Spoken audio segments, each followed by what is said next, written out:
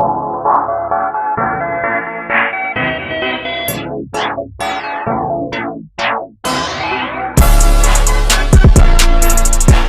morning and good afternoon, depending on wherever you at. The time is recording. This is episode 155 of the Restricted Zone podcast, man.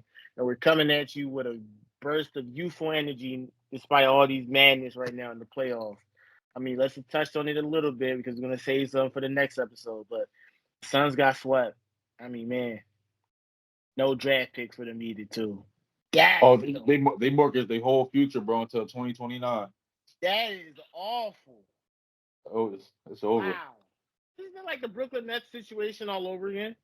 It's the same thing, and it all centers around KD and teams trying to build around these big superstars and sacrificing the future for these big superstars. And we've seen a team like OKC not do that over the years. And look at them; they're in first place in the West and have a lottery pick this year. Right? Like Outrageous. Like, oh, like they don't have as much talent already. And then it's not even the fact that they have the draft picks, because it's not scary if they're in the hands of an incompetent GM, right? But Sam Presti is literally like, if Sam Presti was the lead, if he just said, all right, I don't want to be the OKC, like, if he doesn't want his position anymore, there's not a team that wouldn't race to offer this guy to bring him over to their franchise. Oh, for sure. He definitely getting nothing but offers from any front office. Not a franchise that would not like grab him. Even football players. You know, I don't want to get his name wrong, but I can't remember his name at the moment. But the Warriors' old GM that stepped down and is doing broadcasting now. Oh, I want to say, is it Joe Lacob? Is it Bob Myers? No, Joe. No, it is Bob Myers. My fault. Bob Myers. It was Bob Myers. Bob Myers. I was watching one of his interviews, and he got after he stepped down, he got contacted by the Redskins in the NFL. Like the front office were like, "Yo, like we need some advice." I didn't, not the Redskins, the Commanders. I'm sorry, I'm so used to calling them. That's a testament, because it really shows. Like, listen, we watch you and your profession dominate, making smart moves, whether it be business, roster, future, whatever.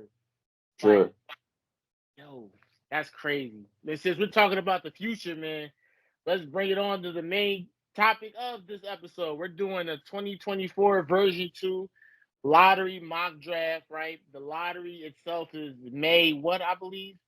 When's the lottery? I don't get paid on me, bro, but I think yeah. This is pretty soon. It's pretty soon. So we were gonna do our version 2 mock draft. The last mock draft came out, I believe, at least a month ago, I believe. So definitely check that out. Johnny was on here. You know, he's not here for this episode. It's just gonna be us two. Khairi, introduce yourself to the people, man. Hey, what's going on? What's going on, bro? What's going on, viewers? Glad to be back. Glad to do this episode, man. You know, the draft is one of my favorite episodes, bro. So, viewers, shout out to y'all. Y'all still viewing, y'all still liking, still subscribing. We're almost at 200 subscribers right now. I think I checked this morning, who's at 194. So, shout out to y'all, man. Like I said, your last episode, y'all who we do it for. And let's go, bro. I'm ready to have a good episode. Another mock draft. I'm so ready to have a good episode. Just FYI, it's the 12th, May 12th. That's when the lottery is there. So we'll be doing an episode literally the next day, guys. So just, you won't have to wait too long. But this is gonna be pre-lottery. So, and man, this draft is definitely interesting. Right at the top, it's not really a Zion, it's not an AD, it's not a John Wall or Cat. Right? It's just you don't know what you're getting in this draft. This is the draft of the role players, I call it. Right? This is teams. That's what makes this draft valuable to me.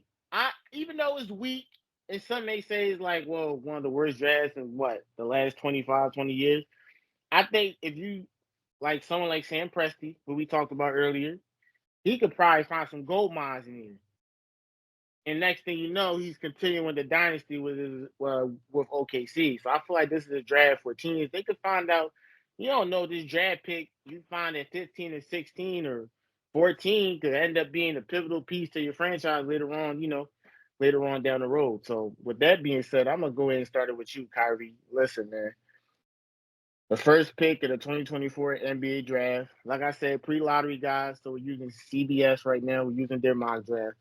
Detroit Pistons is on the clock with the first pick. You're the GM. Who are you taking with the first pick of this draft? I mean, it's got to be Alex Sarr, and I wish I had a surprise for you because this is my first overall pick last time we did a mock draft, and the Pistons had number one. It's got to be Alex Sarr here, bro. And I just think it's because even outside of fit, I think he's one of the most talented prospects in this draft. Um, this is a this is an international heavy draft, and what we a lot of people are coming to real or have to come to realize, or what we see is coming into these players coming from overseas. A lot of them are role players on their teams because they're young. They're still young guys, and can't really let the numbers deter you too much or sway you too much one way or another. So I feel like with a guy like Alex Sarr, given his numbers, given his time span out, he was out there for like about 17 minutes per game, 9 points, 4 boards, a block and a half per game. As a backup big, that's not bad. That's very solid when you consider what his role is over there. And but just for what his talents is right now and what I expect him to be in the future, he's a big mobile. He's a big mobile center slash power forward. He's about 7'1". Can run the floor very well. He's got a nice shooting touch. He's pretty athletic and finish around the rim. He's got good bounce. He's a very good all around big man. And the guy that I see in him a lot is Evan Mobley. And one of those things that I see is mostly on the defensive end. We see with Evan Mobley a lot more this season. He's switching out onto the perimeter a lot, containing guards, containing pick and rolls, and then he's backing onto the block and defending big man and getting blocks and stuff like that. And a guy like Alex Sarr, who's very, very fluid in his movement, can get low, can contain guards. It has the wingspan, it has the leaping ability to contest bigs at the rim. I think he's going to be he would be a perfect fit next to Jalen Duren, who's a rebounding machine, who's an elite talent around the rim right now at about 19, 20 years old. He's one of the youngest guys in the league. And when you look at the Detroit Pistons as a whole, you look at their young core, the guys that they drafted over the past 3-4 years or so. You got Cade Cunningham, who's an all-around offensive talent, can pass the ball, can score the ball. I still want to see a little bit more from him, but right now he's a very good offensive talent. Jaden Ivey, who seems poised to be on his way, but right now seems to be a very good microwave scorer. Jalen Duren, who I mentioned, an elite rebounder around the rim. I think a guy like Alex Sarr, who can be another elite, can be an elite rim protector and rim finisher on the other end of the floor, and can has a little bit of a different game outside of Jalen Duren. He's able to shoot the ball. He has some touch around the rim. I think he balances that out perfectly, and I think he'll just fit right in. And the Pistons should, if they're coached the right way and everything is nurtured the right way, should have a nice young core with these guys. But it's the Pistons, bro. So it's going to be hard. It's going to be a long road ahead of them. But I think Alex Sarr would be the safest bet and the best bet for them. Absolutely. I don't disagree with a single analysis you said with Alex Sarr. I mean, honestly, he's not the consensus, even though you look around various mock drafts. I see Ron Holland at number one. I'm seeing at number one. Right, exactly, right. So it's like it could be anybody. This draft is solely dependent on which team gets to pick where they get to pick. That's why I'm really eager for the lottery so bad that we really can have it kind of mapped out. This might be the most predictable draft. Do you think so, or this is just completely unpredictable? No, I think this draft is pretty unpredictable. Completely unpredictable. Because I was thinking if you figure out the teams, you could probably figure out the fits, wants, and needs of each position in each franchise. I think a draft like last year was a lot more predictable, but like you mentioned, there was a consensus number one pick last year, Victor Wembanyama. Right. And then consensus number 2 and 3. The top three was pretty much locked. Maybe even 4 with the Thompson twin in there too. Like so, it was pretty much. Thompson was. I think the top 5 was pretty much a lock. Yeah. Like outside of Wembanyama, who was obviously virtually number 1, it was whoever they picked 2, pick 3. Whoever didn't pick 3, it was literally like that. So, but with that being said, the Pistons, Alex Sarr and Jalen Duren. With who's at the 3 then? Asar Thompson? Yeah, Asar, who I also forgot to mention, who is a perimeter defender, Swiss Army knife. little bit of everything. Not much of a scorer. Don't need the ball much. Jaden Ivey at the 2, Cade at the 1. That starting lineup. What does that look like to you? I mean, it still looks like they're back in the lottery this time next year, but Okay. you got some talent. I don't know what Monty Williams. I I really just don't know what think the Pistons I just are. feel like Monty Williams is the big problem for me. So it's like no matter who they pick, as long as he's the coach, he's really gonna maximize that prospect potential. So it's Yeah. like, But it's it's like scary. it's like they got to plug one hole at a time, and their one hole was defense, especially in Alex help Starr, huh? situations. In help situations, it was terrible. And like I mentioned, Alex Sarr had the ability to drop down on around that 3-point line and Zachary effective around the rim. 6'7", 6'8". Zachary. I think Zach's like 6'9". DraftNet's got him listed at 6'9". So would you be opposed to them drafting Zach at 1, put Duran at the 5? Maybe you could slide Zach put him at the 4, Or maybe. I can see that. Have Asar at the, or maybe put Asar at the 4 because he's quick and he may not have the height to play the 4, but the small ball, right? And Uh-huh. plus, he's quick and athletic and strong enough to play at the 4. So, And another thing is, which makes it easier on Asar is he's a great spot up shooter. The right. Pistons don't really have that. Richard Shear seems to be a very good spot up shooter right now.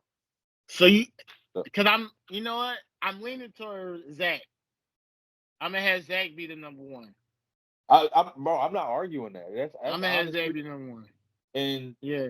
I've been fluctuating on Richard Shear a little bit just because I like a I feel lot of like guys in these drafts. You don't really see star potential when I watch him play, when I see his highlights and stuff like that. When I watch even his low lights, like everything combined, I don't necessarily see superstar in him because he has some flashes of moments of self creation, which every superstar needs for the most part. But he seems like a very good connector guy, if that makes sense. I can see him being a very good like third or fourth option on a contending team. Like because you look at the qualities he has, which is some of the qualities we value in a guy like who I compared him to before, Keegan Murray. He can shoot, he can spot up shoot. He's very good in transition. He's a solid one-on-one defender, especially when it comes to screen navigation. Um, he's athletic and he's very athletic. He can but finish around the rim. but but this is my thing. So you're saying Zach is like a third or fourth option, but wouldn't Alex be a third or fourth option too? Because he's not that Alex more would be offensively. Alex would be a third or fourth option as well, yes. But you look at the upside defensively, especially with him as a tandem with Durant. That's what I'm looking at it as Okay. because you got two guys that can block shots at the rim. You got two guys that are very athletic and mobile. Like they seem like it seems like a very good match to me. And Sar, like I said, he takes a little he can take a little bit more of that scoring initiative when need be. He's got that pick and pop game. He's got that touch around the rim, that little baby hook. The Reds don't really got that. Durant comes off of lobs and cleaning off the offensive glass. That's where his Okay. points really come from. So that's why I got Sar going there because I see that as being a very good match down the line if the Pistons can maintain that as a core and keep those guys growing so they all ultimately stay there so they can become something. Gotcha. Okay. All But right. but I'm not mad at the Richard Shear pick though, bro, because I Yeah. can see it with that as well. This is it. That's more of a like I said, he's more of like a connector guy. Like he's more like a glue guy to me. Like not in a role player sense. Like I feel like he could be a more of a high end glue guy if that makes sense. Okay. Okay. That's fair. That's fair. Okay. All right then. We're gonna move on to the second pick of the draft, man. The Washington Wizards hold the second pick, man, and I'm gonna start off with you again. Uh, you're the GM. Who are you looking at? All right, Alex Starr is off the board for you. Who are you picking at number 2? Um, the Wizards pick is weird, bro, because they need a lot. And They need a point guard, but I would not feel right drafting any point guard at number 2 outside of Nikola. that's what I got going here. Really? Oh, that's crazy. I got Topic going here because I think Topic's game is very mature and clear cut. Like what you see from him overseas playing for Mega Basket, I believe. is for the most part what you're going to get from him in the NBA. He's great at getting downhill. He's good in pick and roll situations. He's a very crafty passer. He takes a lot of risks with it, which can lead to some senseless turnovers. And he's a budding 3-point shooter. He's not great, but I think he can become a better stand still 3-point shooter. And he's just got a headiness about him, bro. Like he just got like a know-how about him. He's got like a sixth sense about him. It's just he always seems in control and knows what he's doing when he's out there on the floor. And the guys around him, considering he's a young guy, the guys around him who I assume are much older, seem to have a lot of trust in him from what I've seen of him playing. So I like Richard Share here because one, you can kind of hide him as a perimeter shooter for right now because you got guys around him that want to shoot in Jordan Poole and Kyle Kuzma, Corey Kispert. You got guys around him that want to shoot and that want to score the basketball. He can be the kind of the maestro out there and get the pick and roll and pick and pop game going and stuff like that. I don't know who their big man is, to be honest with you. Since they traded Gafford, I don't know who they big is and who it's going to be. But Marvin Bagley. Marvin Bag was playing pretty good for them. I'll give it that. I'll give Bag was playing pretty good for them. I forgot about that. But like I said, the Wizards are far away from competing, bro. You get a guy like Topic who has a pretty mature skill set already, can finish at the rim, seems very reliable and has a good competitive edge to him.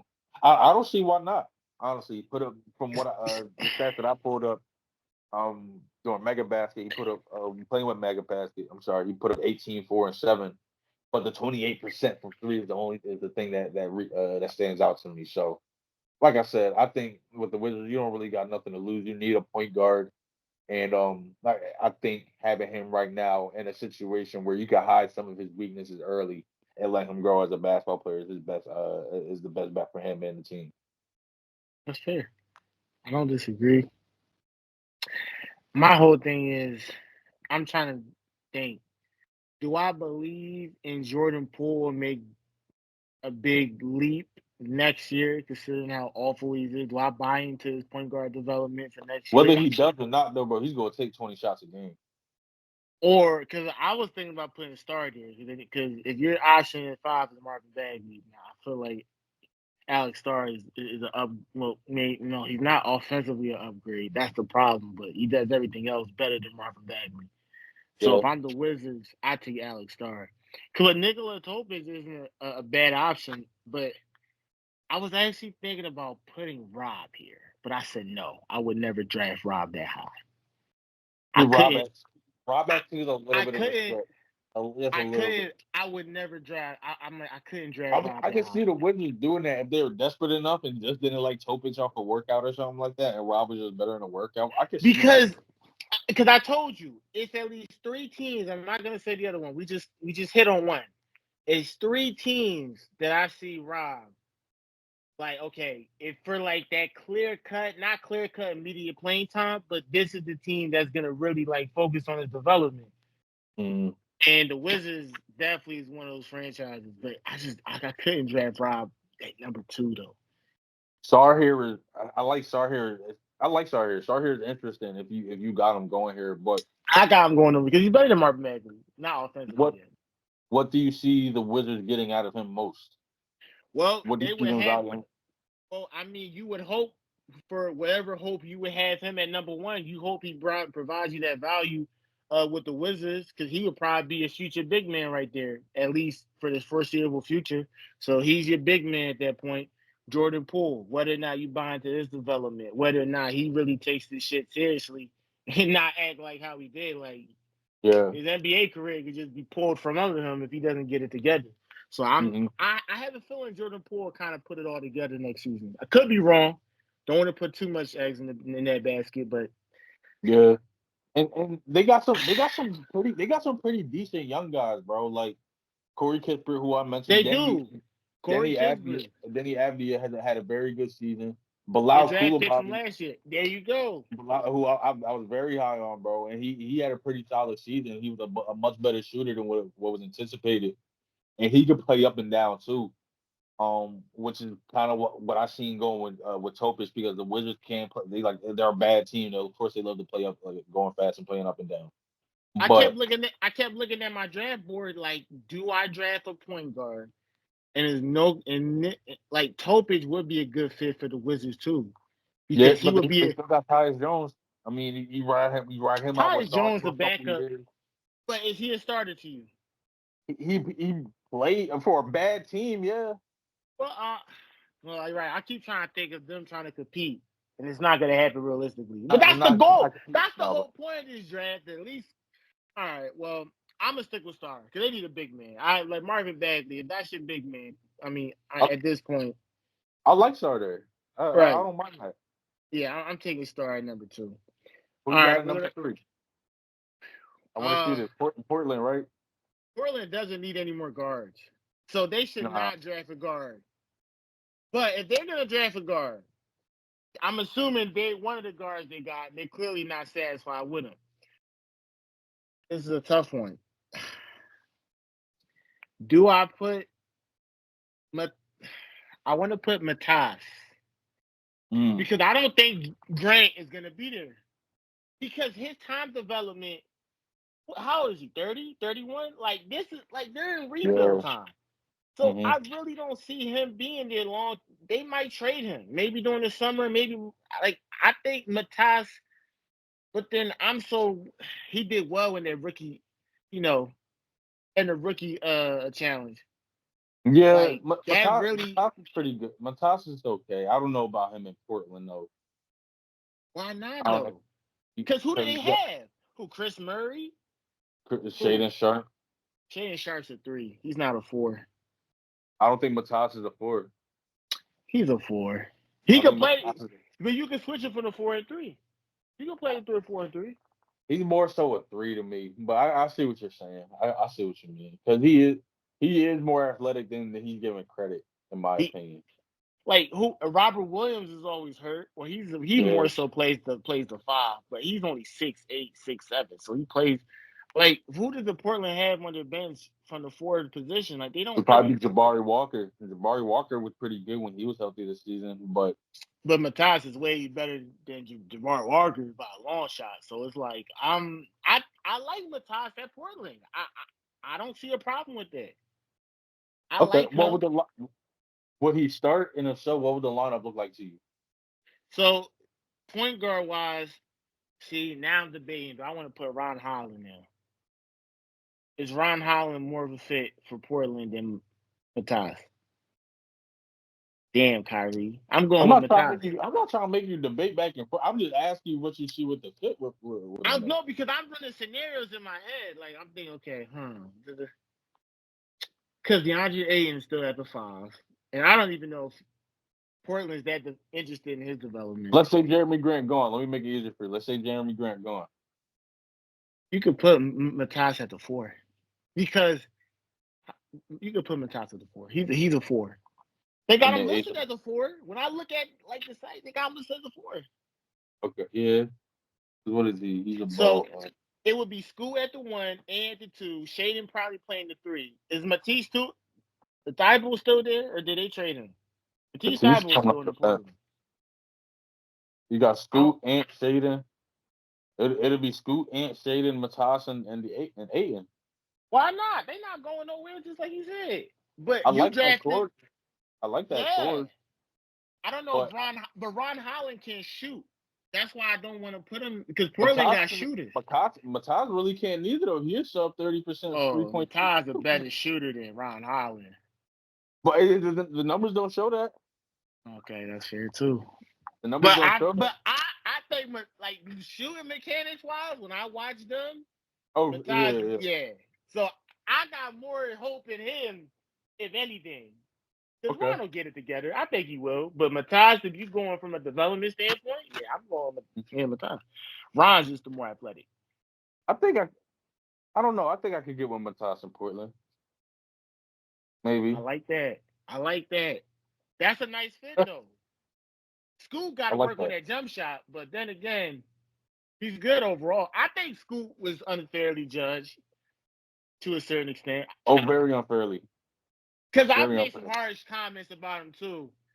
Now it's like looking back, it's like, the point guard position is the hardest position, man, when you're a rookie coming in. That's and he hard. played with a bunch of other young dudes. That's It's not like hard, he was man. throwing into Miami was asked to create with some vets and stuff like that, some guys that know how to play within the system. He was throwing But in court with a bunch of other young dudes. But I will say this about school I have watched. I mentioned this about GB players. I think he was kind of overrated. You think he was overrated? And not saying like he's a bad like player, like his potential. I think he could probably be an all-star still. But in terms of like how they were putting him in that Derrick Rose, John Moran, that John Wall, that Russell Westbrook, that's like, you know what I'm saying? That's I think Scoot was overrated in terms of that. I think we misjudged him. He's not there.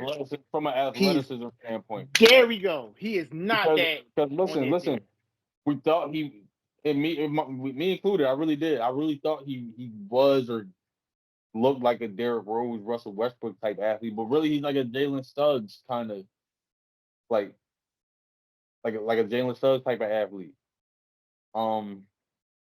It's not to say he's not explosive. He can't get. It's not like to say he can't get above the rim, but he's athletic. Yeah, but he's not in that realm of the other dudes like we thought. So it seemed like. Yeah, like it's levels. Mm-hmm. Like those guys those are number one, number two type point guards. If you had to choose between a big and point guard, you might damn near choose a point guard just based off those models. Yeah. Ooh. Yeah. So and I think that's what played into it too, the expectations, because he was put on those type of guys. But I think Scoot's a good point guard. I think he's the point guard for Portland, and I think Matthias is going to serve him well because he can score, he can shoot. He's definitely. My thing is with Matthias is the motor for me. When his shot's not falling, he disappears a little too much. That's not with Ron Holland, and I love that about him. Okay. So that's fair. I like that. All right. Yeah, I'm going with him. I'm gonna have to go with Zach Richardson here. Okay. And a lot of the reasons, like we kind of put him in the Detroit when we was talking about him earlier. I gotta put him here for the same reasons. I agree with you too, Con. I think Jeremy Grant's got to move on. I think he's in the point in his career where he should be looking to play with a contender. Right. Exactly. It's no point. But I think a guy like Richardson, even if Jeremy does stay for like a year or two more or something like that, he's a guy who we should probably start like try to model his game after. Mm-hmm. Because he'll never be super physical like Jeremy Grant. Right. Jeremy Grant's not the type of defender on the perimeter. From what I've seen, really more so like in the paint as like a weak side help and shot blocker. Richardson's got that as well. He's got the knockdown 3-point jumper like Jeremy Grant said. But what Jeremy Grant developed over the years, even from when I was watching him at Syracuse, that ball handling ability and that separation, and that's made him a scorer, more of a scorer, a guy that can hover around 20 points per game now. When before he was really like a hustle guy, like a rebounder. He got like a lot of points at the rim. He really wasn't like this, and he developed his game. He started off with the standalone 3-pointer with a 3-pointer, and worked that handle into his game, and was able to become a good scorer. And I think Richardson could follow that. As far as him working at Portland again, I think he's a great connector guy. I can see him in transition right now with Scoot, Ant Simons, Shaden Sharp, those guys when they with their athleticism. I see him being a really good player. I can see him being a really good player in Portland. I gotta go here at number 3. I don't got much else to say. That's fair. Okay, I don't disagree. All right. We're gonna go to number 4. We're gonna go to Charlotte, man. And Charlotte's tricky. Yeah. Cause I feel like they got everything covered outside maybe Miles Bridges. Cause I think he's not gonna be there long term. I don't see them as the Hornets long term. I don't know what the Hornets got planned for them. They're still looking for a head coach. So we really don't know what they got going on. Right. So they don't need a point guard. Cause I think I have a hard time pronouncing the name. OKC traded him. I know who you're talking about. He's nice. Have you been? I was watching the Hornets game. He was nice in OKC. I was kind of mad they traded him. I was surprised that he was such an OKC player. That's why I was just like him and Case and Wallace together, that backcourt. Oh man. Yes. Bro, when I was seeing him out there with OKC, I was watching him. I'm like, yo, he looks like he's been out playing with them for years. Like he's just always at the right spot at the right time. Can shoot, can pass. He's a good player. He was never gonna get the minutes with all the guards they had. They got so many guards over there. He was never gonna get those minutes. That was the problem with Trey Mann too. That's why he went with him. And Trey Mann was playing good as well. So that's why. So now I love that you said that. So now you got Melo at the 1. You got Mrs. playing the backup 1. You don't need a guard. You really don't. The 2. Who are you starting at number 2? Probably Trey Mann. You're starting Trey Mann at number 2. Who's coming up the bench? Nick Smith Jr.? How high are you in development? I watched him the last 2 weeks. I said, okay. He was all right. I said, okay. Yeah. So maybe. You got to see what he does in summer league and stuff like that. Maybe. So maybe even Amari Bailey. He was getting some time in there. So you see how crowded with the guards. But then you got the 4th pick, and you got some guards that are better than Amari Bailey and Nick Smith Jr. So it comes down to that. Whether you think at the 3 you got Brandon Miller, Cody Martin's coming off the bench for him, and number 4 they got. I think JP Thor was playing at the 4, behind Miles Bridges. I thought it was Davis Burton. It might have been a mixture of both of them. Yeah, Marvin Williams, and they signed that center. They was having him and Chet Holmgren with the Twin Towers. I have such a hard time pronouncing his name. You don't Pavlovsky. Pokasevsky. Pokasevsky. Oh man, I said it hard. Yeah. He was hooping too when he got there. So I'm like, who? I was thinking Ron Holland. I had Ron going there in my last mock. I'm not mad at that. I'm going, but then I'm like, do they go Rob Dillingham, the hometown kid? Now, but this is the problem. I like Reed Shepherd there. I like Reed with LaMelo because I didn't even think of that. Reed would be perfect with LaMelo. Look at what he did with Rob. Rob is like Diet Melo. For sure. Well, not Diet Melo. Not Diet Melo, nah. But like I see the vision you talk about with Reed and Melo though. And I don't see Reed as a. If Charlotte needs a defender, Charlotte needs an on-ball defender. And Reed plays defense. They need defense. So, and I think with the right coach, you see what Reed is as a player, and you don't try to shelve him. You maximize his abilities. So you see where I'm stuck at? I'm stuck between Ron, Rob, and Reed. But Rob more so, I'm just like, he's the hometown kid, and maybe if you think he's better than Nick Smith Jr. and Amari Bailey, then do you pull that trigger and go with Rob? I think if you down to between those 3, in my opinion, Reed looks like the guy there. Maybe. I sold you on that one. I sold you on it. I didn't even think of that. And some would say it's too high. It is. That's my only thing. That's why I'm hesitant to pull the trigger. But I think what he could do for Charlotte would maximize whatever his numbers could be, or would surpass whatever his numbers could be. Because I think he's just that type of impact player. Like my thing with Ron Holland is Miles Bridges. What is his like? If we knew after this season, like he's a foregone conclusion, he's done, then this is a no-brainer. I'd go Ron Holland. Yeah, I'm gonna go Ron Holland still, even though I sold you on the Reed. Even though I want to pick Reed. I want to pick Reed so bad, but I don't want to pick him at 4. That's too high. I'm going Ron. I'm not mad at that because I had Charlotte picking Ron in my last mock, even though Charlotte was lower on the mock. I got them picking somebody different, but we're thinking along the same guidelines though. We're thinking along the same wavelength. Right. Like Charlotte doesn't really need anything specifically because they have so much young talent in all positions. But it is going to be a massive gap fill there with Miles Bridges. And like you mentioned, Ron, he fills in a lot of those same gaps with Miles Bridges. Like he does. Athletic, good in transition, can finish around the rim. But I gotta go with Cody Williams here. And I'm not big on Cody Williams. So how does that starting lineup look? Cody will be at the 4. I'm operating like Miles is going. And even if he's not going, Cody will be the backup 4. And look, I look at it this way. Defensively, I think you could get a lot more. I think it comes down to effort with him. But I think you can get a lot more out of him when you see what his brother and Jalen Williams. And I'm not trying to compare them. Okay, so you projecting the brother onto the little brother. You no, hoping but for that. I'm saying this though. They have a lot of the same qualities. And Cody's bigger, but he can move like his brother. Feel me?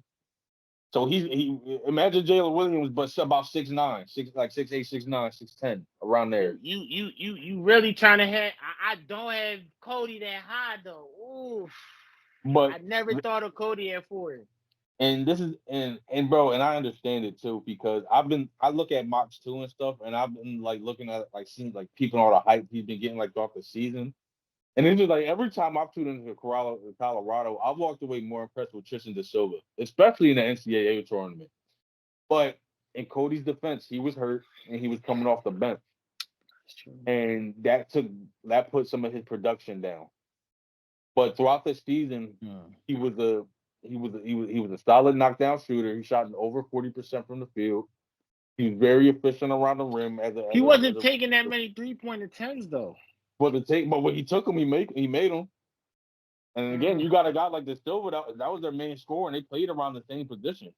All right. Okay. So when it comes to Cody, I think he could be in a sense another like a type of glue guy because he's athletic too. He could finish the transition too. He could finish around the rim. He's got ball. He can handle the ball. I think it's just his demeanor with him. He just seems too laid back and too like chill to me sometimes. Like he doesn't really impose himself. I think if he really imposes himself and commits to the defensive end a little bit more, become more active, he could be a guy that we talked about being a threat on the perimeter and a threat down low because he's so switchable. And a guy that's a good glue piece on offense with LaMelo Ball and others as they keep growing. But yeah, I got Cody going here just because I think he's such a high reward product, even though he's high risk at the same time. Okay, I'm not mad at that pick. Cody, you really banking on him turning into his brother, and I'm not. I bank on him having some of the same qualities. Yes. And you're really selling me on that. And that's what you're drafting on. Potential. The wingspan.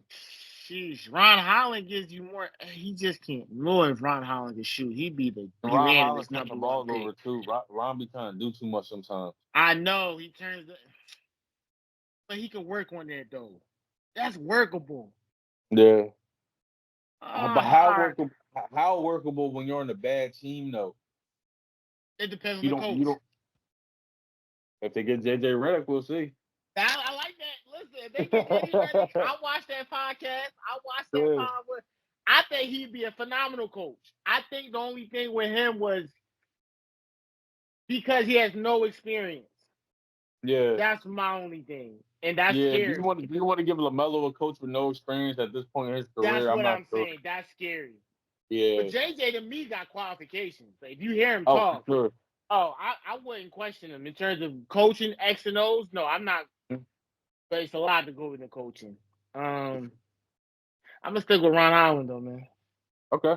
I'm going Number 5, San Antonio. Nikola is such a Spurs point guard, in my opinion. Oh, you don't have him getting picked. I forgot. You didn't have him getting picked yet. He is such a Spurs point guard. Like, he's such a Spurs point guard. Like, you look at him and you watch him play, you watch his film, this is a Spurs point guard right here. But then you think about Reed Shepherd. And I think Reed is such a Spurs. Oh, he's the type of guy Greg Popovich would love. And he would utilize his abilities to the best. Sure. But they need a ball handler, bro. They need a ball handler. And then I'm like, Rob. Now, Rob and Wembyama.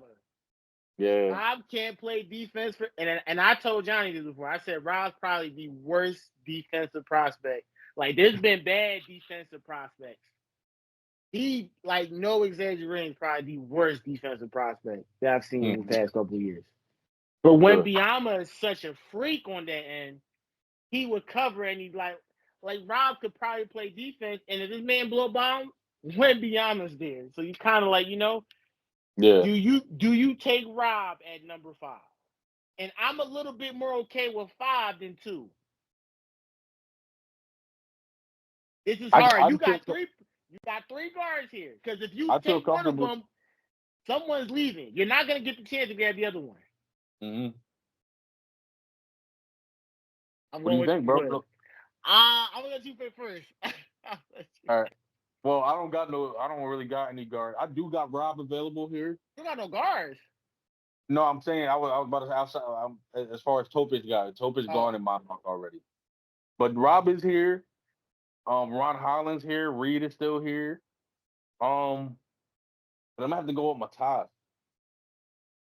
I think Matas is a Spurs type kind of guy because Matas seems to be a guy that can move off the ball and get his buckets off. Like I don't think he's gonna have to be a guy that's ball dominant in a way that takes away from a Wemby, that takes away from a Sohan in transition and stuff like that, from a Keldon Johnson.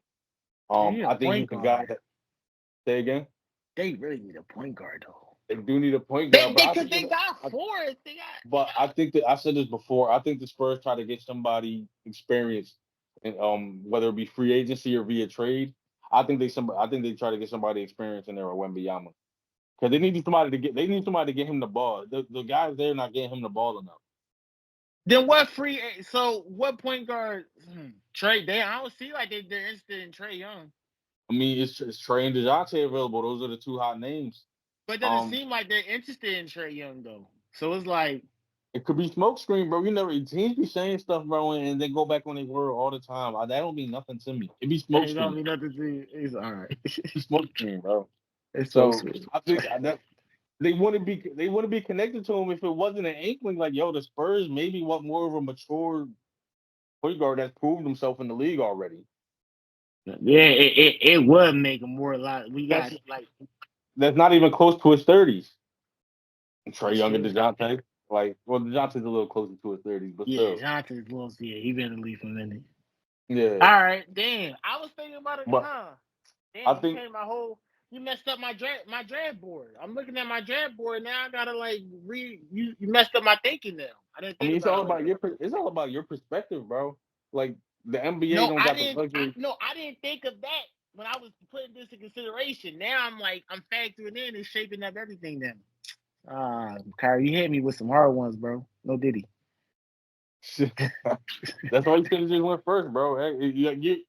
Our people not lining up, so you can't. But really I love to hear your perspectives. I'm not trying to line up with yours, but just hearing perspectives, like, no, maybe I should have before it, but I'm gonna still stick with Nikola Topic. He's such a Spurs point guard to me. I don't think the Spurs pass him up. I respect that because Topic plays such a mature brand of basketball. He plays such a steady brand of basketball, bro. Like and then he would give Wemby the ball. That would never be an issue. Never. So it was like the pick and roll would be deadly. I got faith in the Spurs development that he could shoot. They'll work on his jump shot.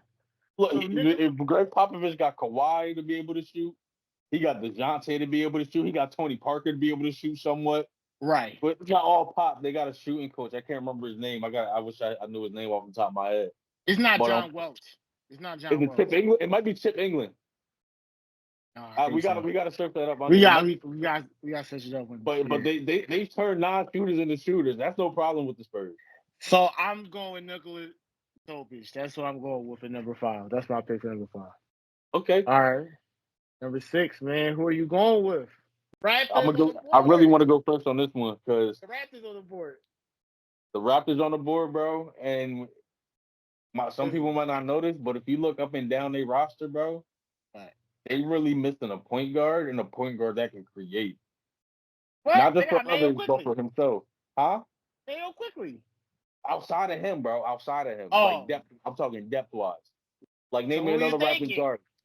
They don't need no 4. They don't need no 5 4. Nah. No, and you got a guy like Scotty Barnes that can share the ball, that can get the ball around the guys. I'm thinking Rob Dillingham right here, bro. I'm thinking Rob to Toronto. I like that. And I don't like that. Bro, he be that. right with his Kentucky. Look at it. He be right with his Kentucky boys. RJ Barrett there. He not gonna get no. He not gonna shine. I think he'll be fine. I think he'll be fine in Toronto. I'm not gonna get no love, bro. I think Rob can start off as a spark plug off the bench and work himself up to be a dynamic duo with Quickly in the backcourt. I really can see that happening. Okay. Because if Quickly, we've seen what Quickly's able to do when he got the keys in Toronto, bro. He's been snacking. Okay. Imagine what a backcourt, and Quickly, you can't sleep on him defensively neither. Point guards, shooting guards, anyone on the perimeter, he's going to switch off, but he's a strong defender. A backcourt down the line with a Quickly that could put up 22 to 25 points a game, with a Rob Dillingham that could put up some buckets. Bro, I think that could be dangerous. Well, I think that could be really dangerous. And like I said, these first couple of years, bring him off the bench as a spark plug, because off the bench they don't got nobody else. And the Raptors' problem for these past couple of years is their offensive flow, bro. They have no flow. You bring a guy like Rob, who's his own flow. He's his own flow to the offense, bro. For real. I like Stephon Castle here. Oh, I like that too. I'm not mad at that. I like Stephon Castle here. That's my thing. I like him here just because I don't like a 6'1" Rob with a 6'2" Mayo Quickly as my backcourt. Okay. I am not a fan of that. No way, shape, or form. And like I said, Rob's an awful defender. Like he's just awful. But he tries. He really tries. But it's just, you know.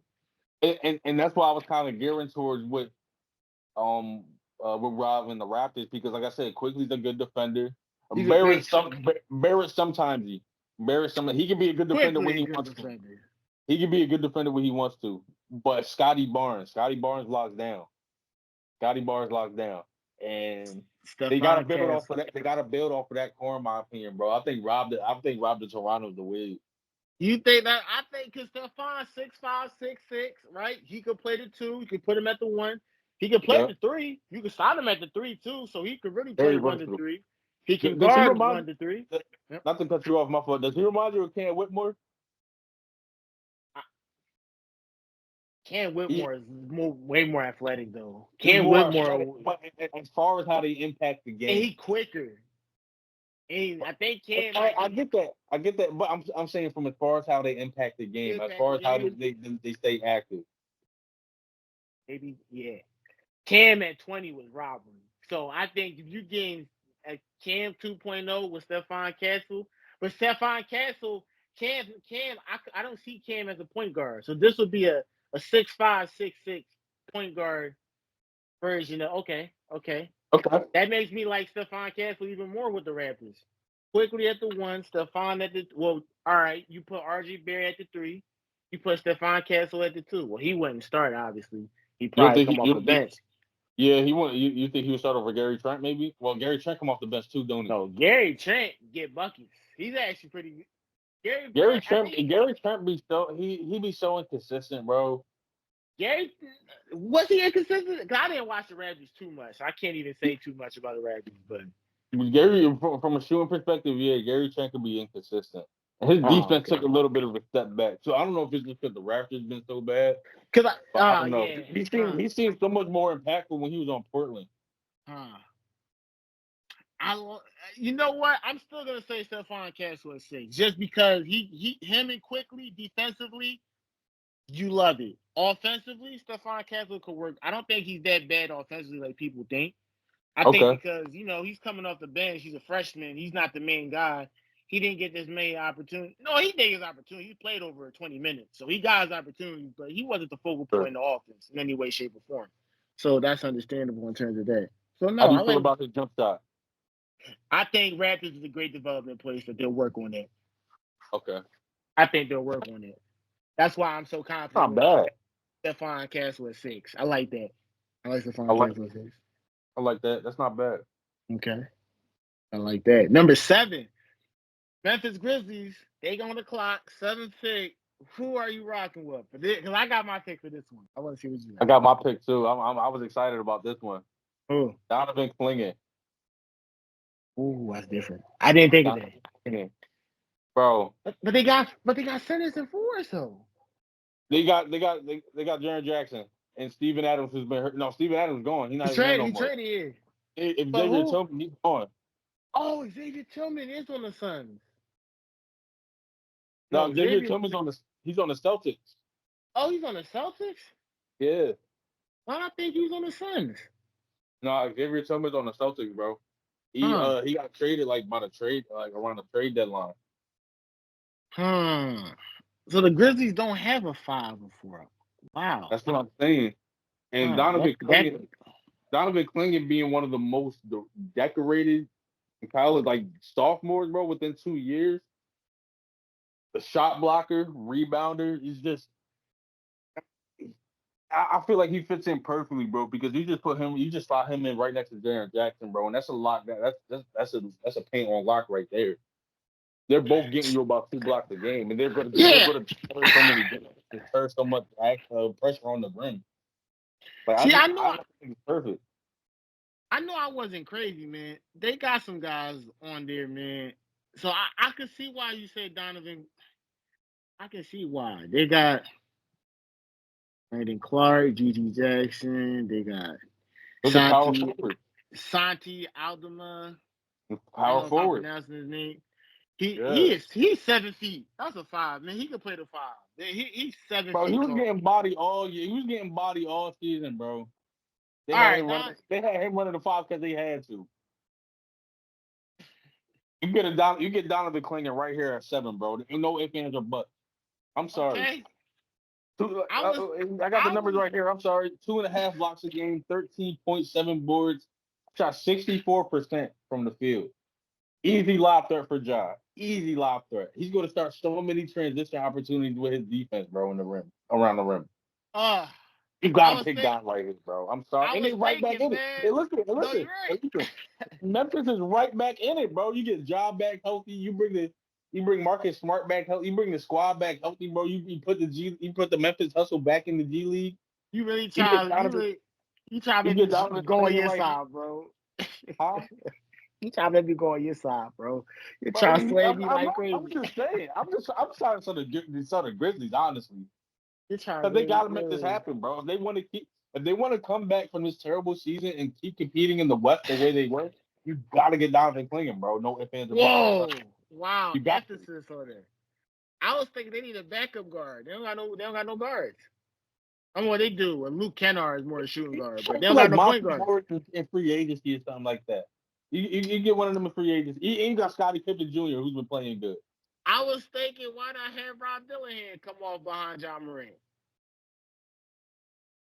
I mean, yeah, you was mad at me for having him coming up as a backup in Toronto, but he'd be a backup forever. But that's the difference, though. Rob being a backup to Quickly is kind of like, I think Rob could be a better player than Quickly down the line in the future. That's how high I think of his talent. Okay. But that's John Morant. Come on now, Rob ain't no shame in Rob. How long is he gonna be a backup behind Jado, bro? Shit, I think Desmond is 6'5", 6'6". You can slide Desmond to the 3 and put Rob at the 2. He can play off ball. If you want to get burnt defensively, yeah. No, look. And have Jaren Jackson down there with Santi Aldama trying to defend the rim. Yeah, that's what you got. Listen. You got Marcus Smart or you can have Marcus Smart on the perimeter. Have a slighter chance of him getting beat. And if he does get beat, you got Clingan and Jaren Jackson right there meeting him at the rim, bro. Which half you want to do? You think Reed Shepherd will be better defensively? Because he can do everything Rob do. You shoot better than him. Reed not starting. Desmond May a good 25 a game, bro. He not coming off no bench. No, he's not starting, but he can get into there eventually because he's gonna be the connector for Ja, Desmond Bain. No. I'm sticking with Rob still. Okay. I'm sticking with Rob. I think Rob coming on, yeah. Because I think having Ja and Rob, those two on the floor, I think that'd be something. How do you stop that? Well, You don't like that at all. It's okay. Not Though. really. It's not. Listen, I just don't really. I just don't see the vision like you see the vision. I think you I just want see Rob. I just think you're upset with yourself because you don't have Rob hired, it. and you're like, I gotta get him in before he start creeping into the bottom end of the lottery. No, because listen, all right, you know what? Because the only other fit I see, the only other fit that I see Rob, I don't see no other fit. I like. But sometimes you gotta go against it though, bro. Maybe right. Maybe sometimes I you mean, gotta the go. best talent, like yeah, you know, huh? Yeah, I'm going with Rob, man. Because would you pick Rob for the Hawks? Would you want Rob on the Hawks? No, but I got something for that. All right, we're gonna get to that then. So you got number 7. I mean, Donovan Kling at number 7. I got Rob Dillon at number 7. Number 8, who you got? Utah.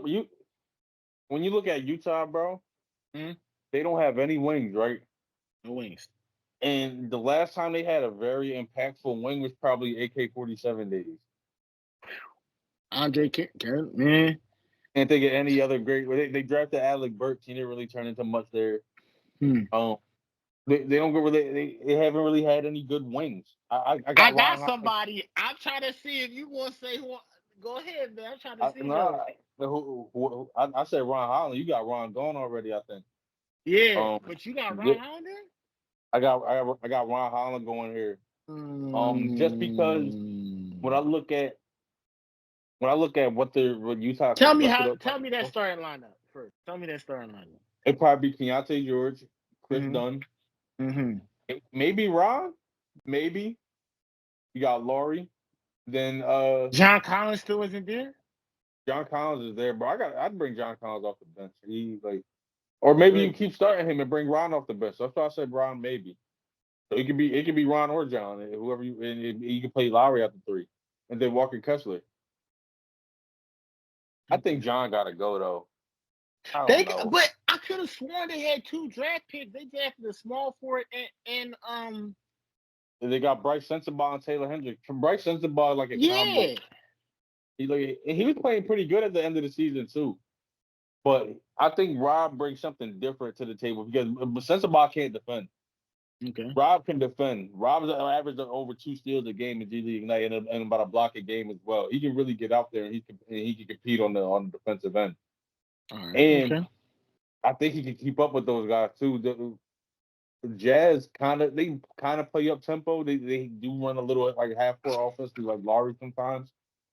But I think a guy like Rob can hide his offensive deficiencies and his playmaking deficiencies through a guy like Keontae George and Chris Dunn. Through a guy like Laurie Marketing who can put the ball in the bucket. I think you just let Rob be a very good defender. I think you let him be a good transition guy on the glue piece until his offensive game comes around. And if they keep building off that, they keep Laurie, I think Rob could be a very good piece there down the line. Ron Holland at number 8. Okay. Huh. I had Dalton Connect there. That's not bad either. I had Dalton Connect. They still don't fix that defensive problem on the perimeter, but Dalton's not bad there neither. He's not a bad defender at all. No, he's really not though. He's not a bad one. I think Rob And is he better, can shoot.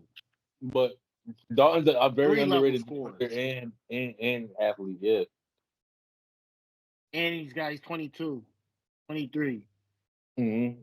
A bit older. And you can put him at the 2 or 3. So he's not really, Yeah, I like Dalton Connect there. I think him and Keontae Jordan are really, yeah. Chris Dunn. I'm not mad at that. I'm not mad at that. Dalton's one of my probably my favorite player in this class. Dalton Connect there.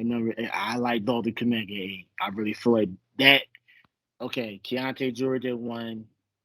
Chris Dunn at 2. Dalton Connect at 3. Larry Marketing at 4. Walker Kessler. Do you like that lineup?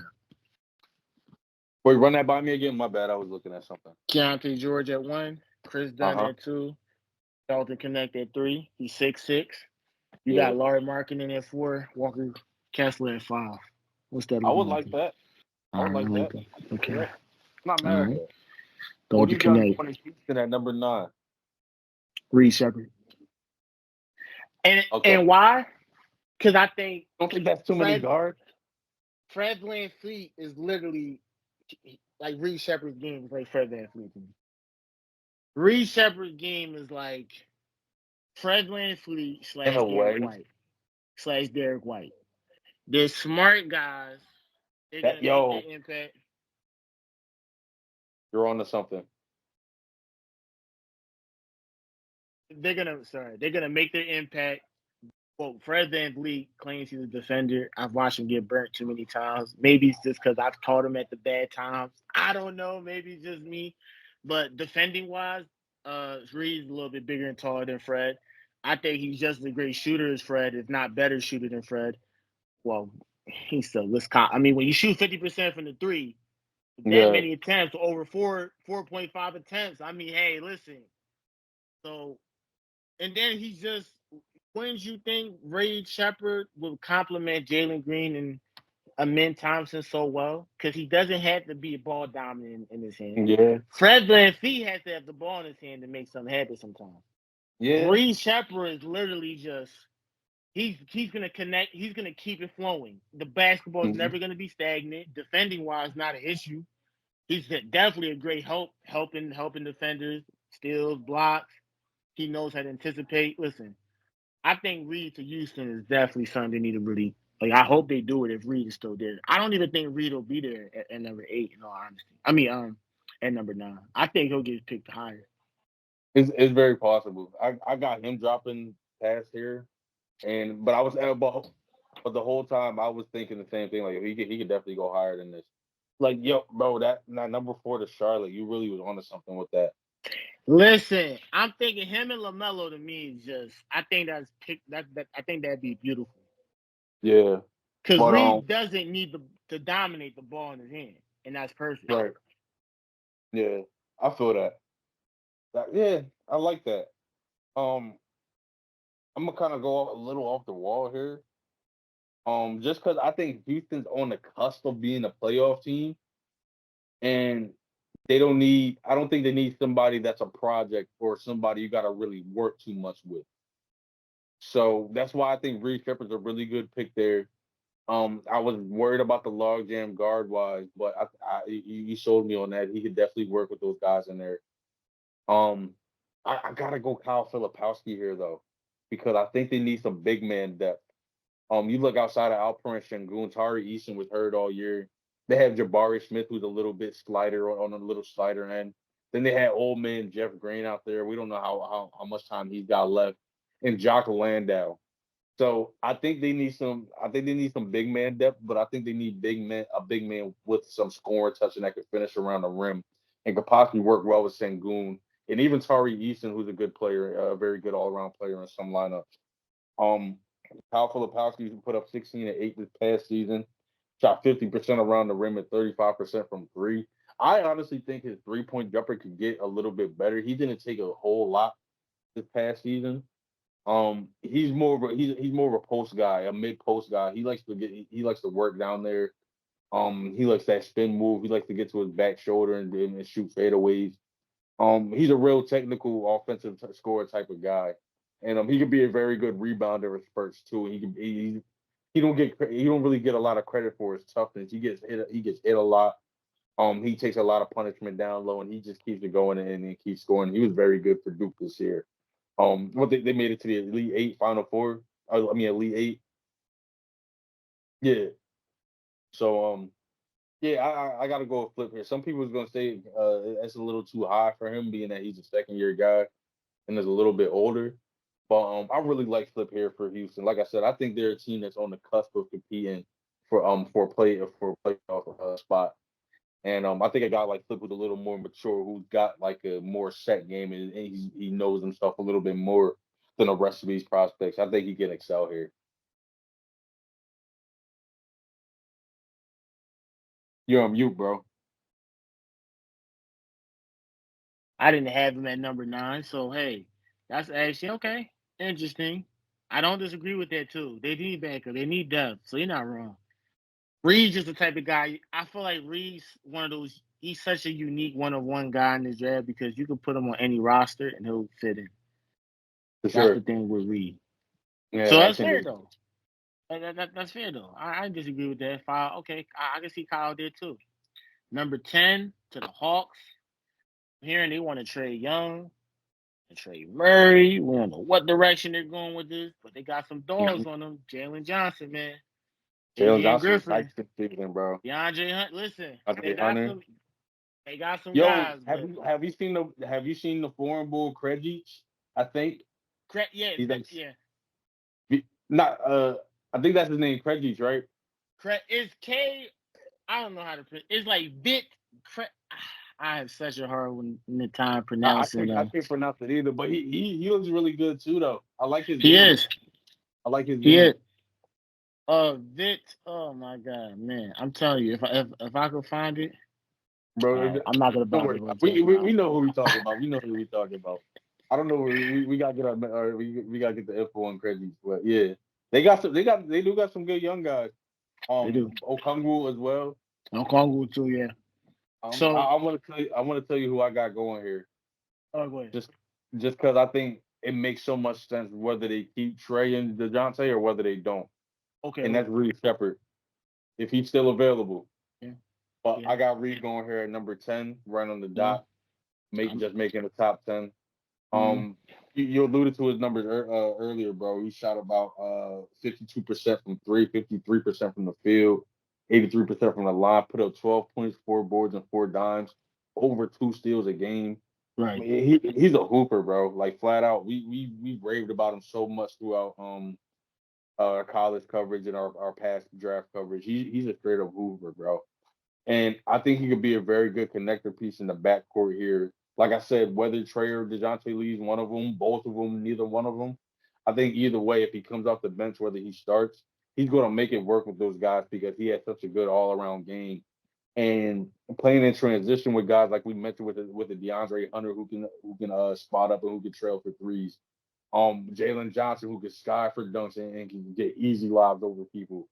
Um, Clint Capella, Okongwu, guys that are solid around the rim. I think Reed he'd be a perfect connector and a perfect glue guy when the ball's outside of a Trey or DeJounte's hand that could get them involved and at the same time remain reliable and remain steady on the offensive end, shooting threes at a high rate and finishing in transition. And the thing about him is he makes plays, but they're timely. He makes them at the perfect time. He makes them in the clutch.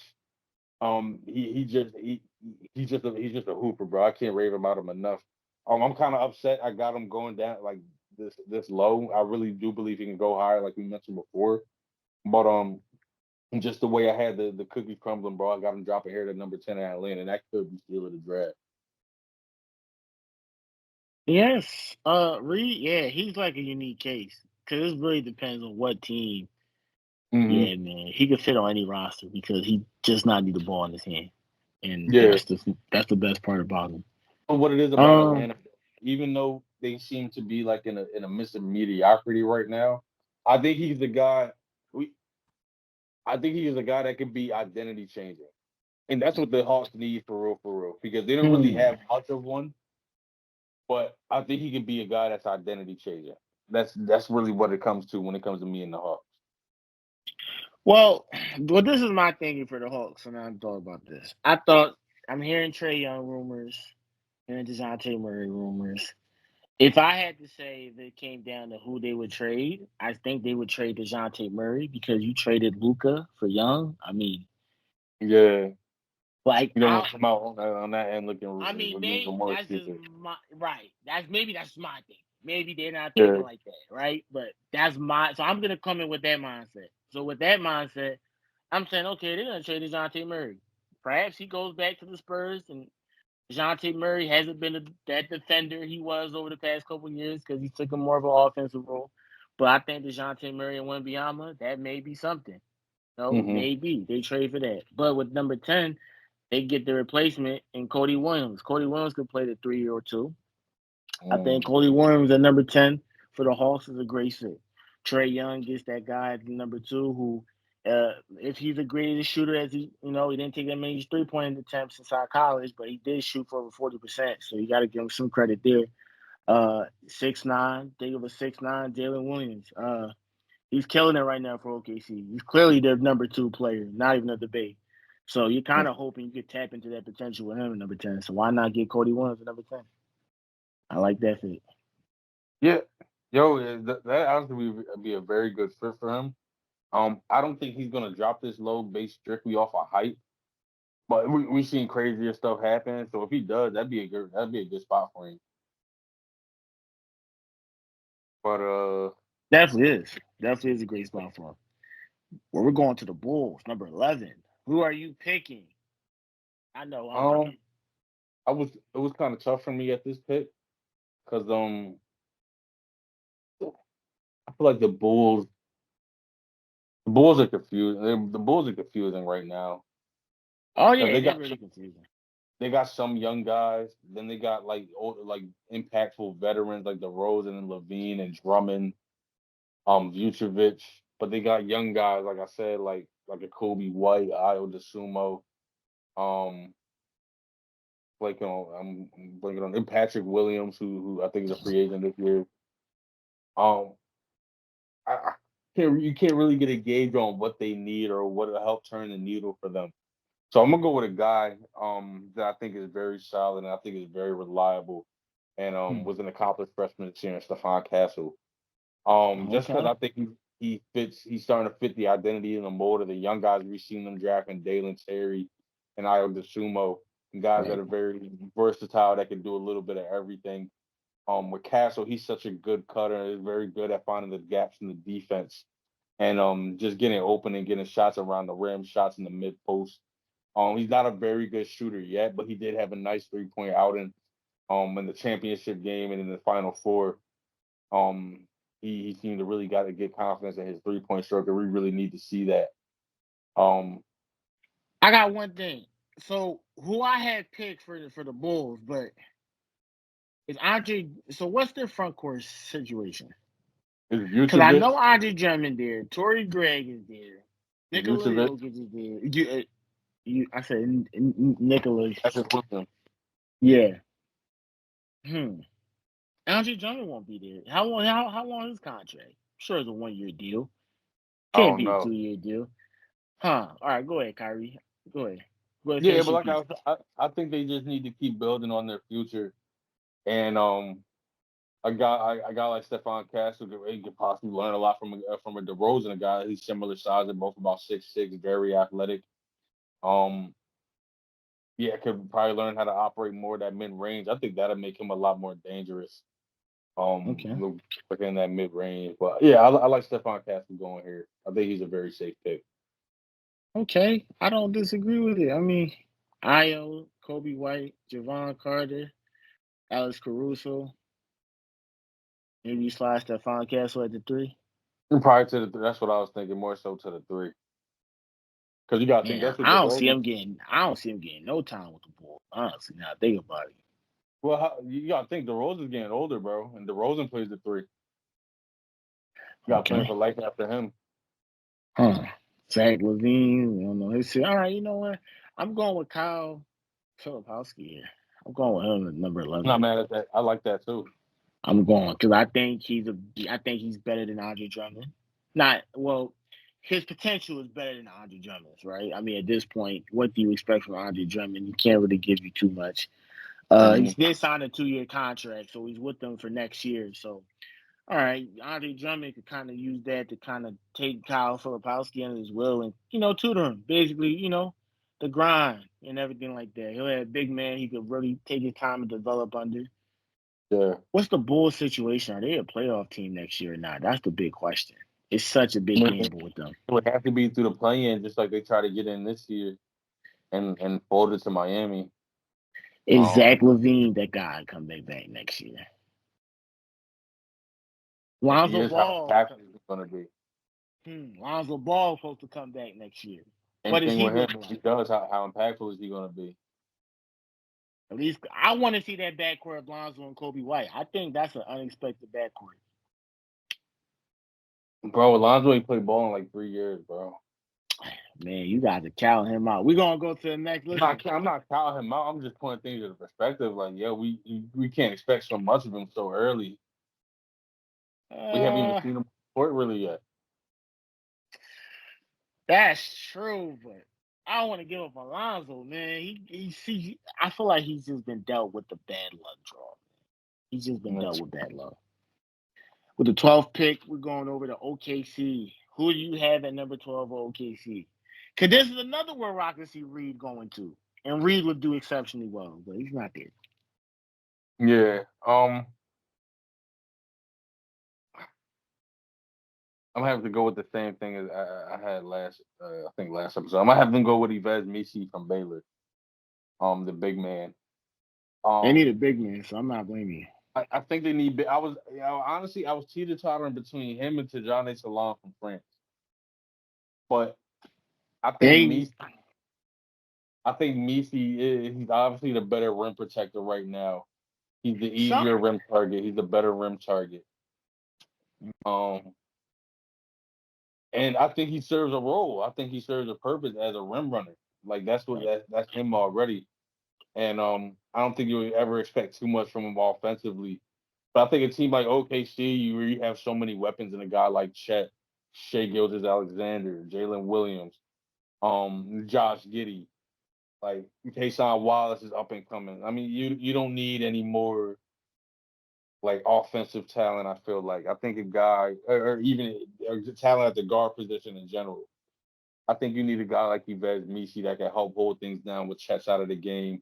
Even if Chet's in the game with him, you can allow Chet to roam around the perimeter a little more freely, have him down low, be a lob threat, be a rim protector.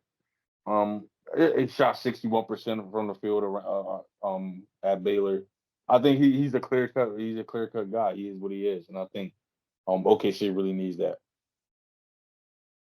I think they got Jalen Williams there at the backup 5. I think he's been doing a pretty great job in the playoffs right now, plus the whole regular season. He has been. He's been good. I like Jalen Williams. I like Jalen Williams. Now, I don't disagree with your statement. I mean, I think it's fair too. But I think OKC is going to go with who has more potential here. You want to get the best out of number 12. So I'm going to go with Tijane Salon. I think OKC grabs him. I'm not mad at that neither, because that's who I originally had, to be honest with you. But Tijane is really he's a real project. He's a real project. And see, my thing, I don't even know if OKC even keeps this draft pick. But we're gonna go for sake of, we're gonna say but I don't even know where you're gonna go with this.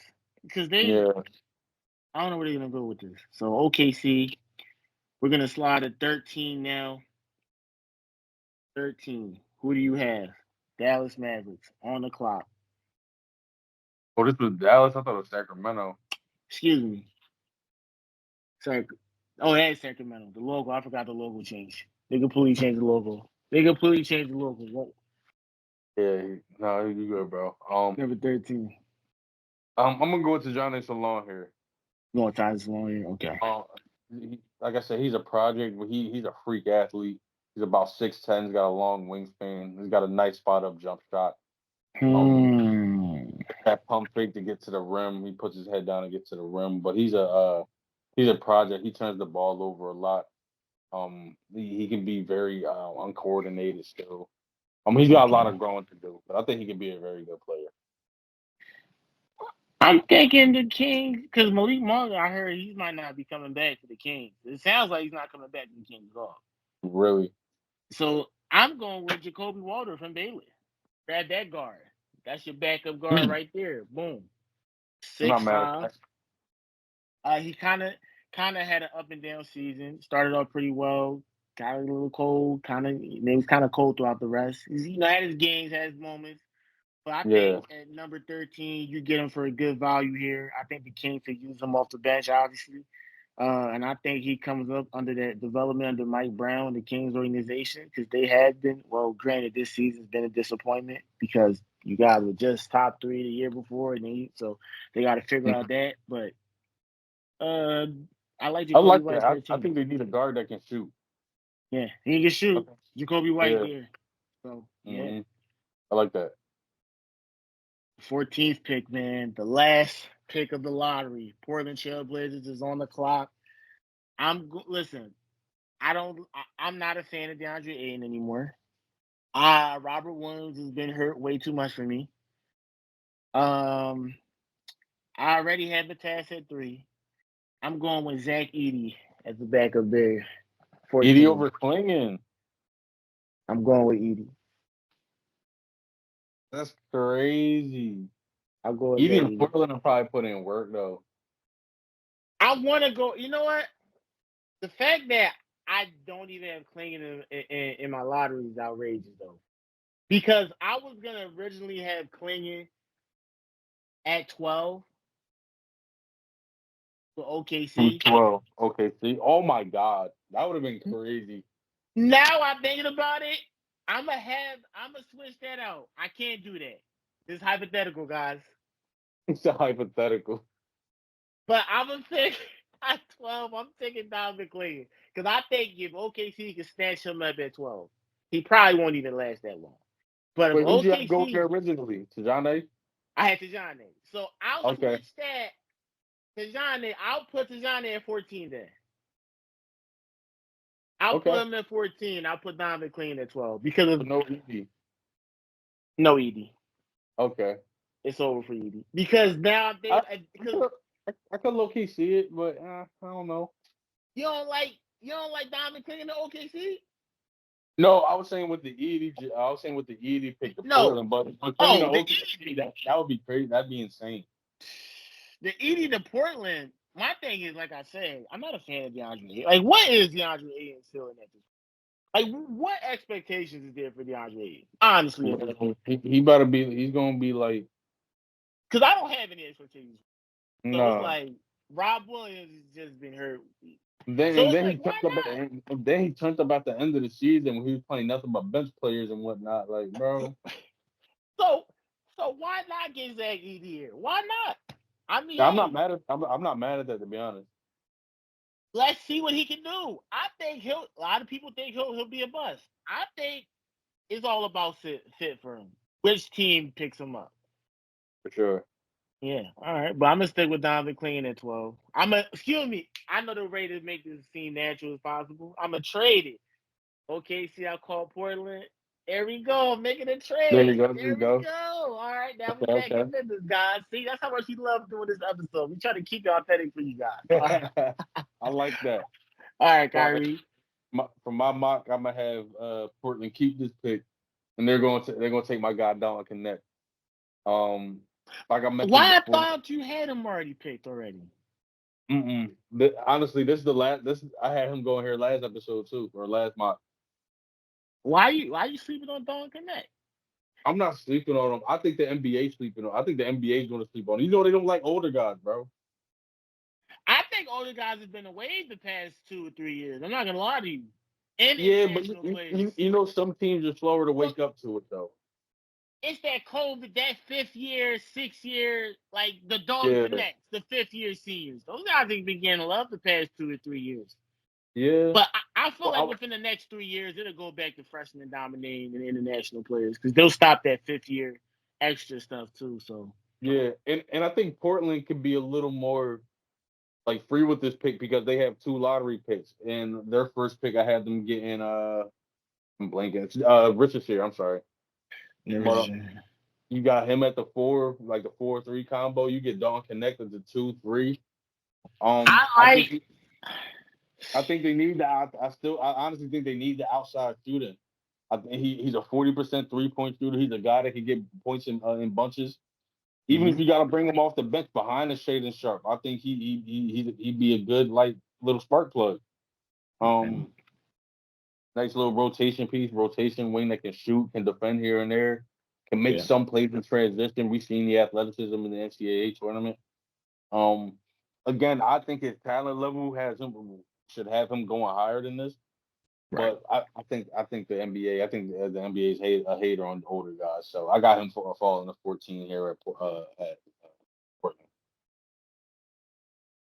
Man, this is a draft for role players right here, man. I think, that role player can end up hitting a big shot somewhere down the line in the playoffs at some point. You never know, man. This is the draft for role players here. So I'm super excited. I think the lottery is going to be this whole mock draft will be completely different by then. We'll have a way clearer fit.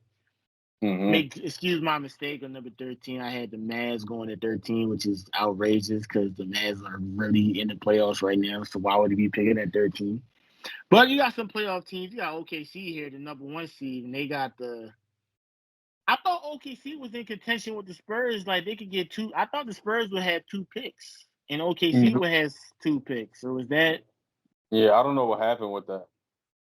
All right. I thought okay. Well, that concludes episode 155 of the Restricted Zone podcast, man. Man, this is a crazy episode. I love this episode. Hopefully, you guys enjoy this episode as much as we enjoyed recording this. Definitely check this out. Leave a like, comment, and subscribe. Share this out with your friends. Anyone who's a sports fan, anyone who loves like NBA draft, college basketball. We talk about it all. We talk about the prospects. Stay tuned. We're going to talk about college basketball soon. It's going to be an episode on that. The transfers is pretty much, guys are pretty much deciding where they want to go to. It's been going crazy. You see my Kentucky, we lost Coach Cal, but man, we got some dogs on that team. Not to get off topic. I just want to throw that out there. Shout out Kentucky and F Michigan. That's for Chris, the co-host of this. So I just want to throw that out there. But with that being said, hopefully you guys enjoyed this episode as much as we enjoyed recording this. Check us out on all streaming platforms, Apple, Spotify, you name it. However you watch us, YouTube, whatever, check us out, share it out. We appreciate the support. We're at 194, right, Khairi? Yes, sir. We keep going